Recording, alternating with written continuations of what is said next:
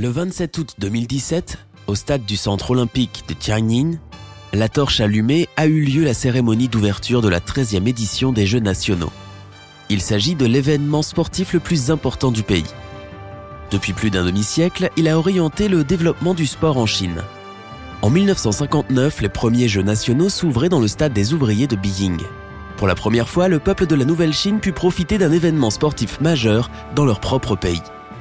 Peu de gens savaient qu'un personnage légendaire avait participé à l'événement.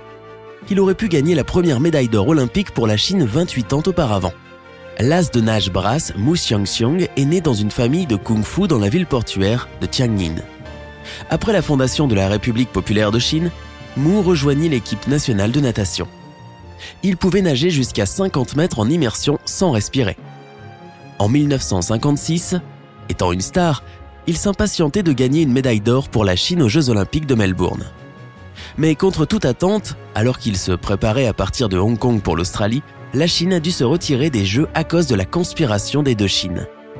Face au dilemme diplomatique, la Chine persistait sans en démordre pour le sport, d'où la naissance des Jeux nationaux de Chine en 1959 et au cours desquels Mu battit le record du monde du 100 mètres brasse.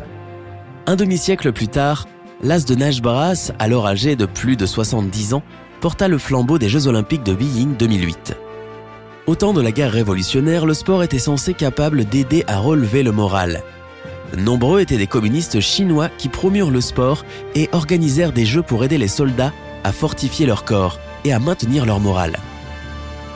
Après la fondation de la République populaire de Chine, les gens pensaient qu'avec le sport, on pourrait faire l'honneur à la patrie ou rester en bonne forme se permettant de travailler au service du pays pendant 50 ans. Même dans les moments difficiles où il n'y avait pas assez à manger, les Chinois éprouvaient toujours une grande joie pour le sport. En 1982, le film Le Temple Shaolin sortit dans tout le pays. Jet Li, champion des arts martiaux aux Jeux nationaux, devint une star de cinéma. Beaucoup de jeunes suivirent ses traces et apprirent les arts martiaux. En 1984, Xu Haifeng devint le premier à remporter une médaille d'or pour la Chine aux Jeux olympiques. Plus tard, des générations d'athlètes chinois lui prirent le chemin et devinrent des stars des Jeux nationaux puis des stars olympiques. En été 2017, plus de 8000 athlètes amateurs ont participé aux Jeux nationaux pour la première fois de leur vie. Les Jeux nationaux s'inscrivent dans le cadre de la campagne nationale de mise en forme de la Chine, en essayant de trouver un équilibre entre le sport de compétition et l'entretien du corps du grand public.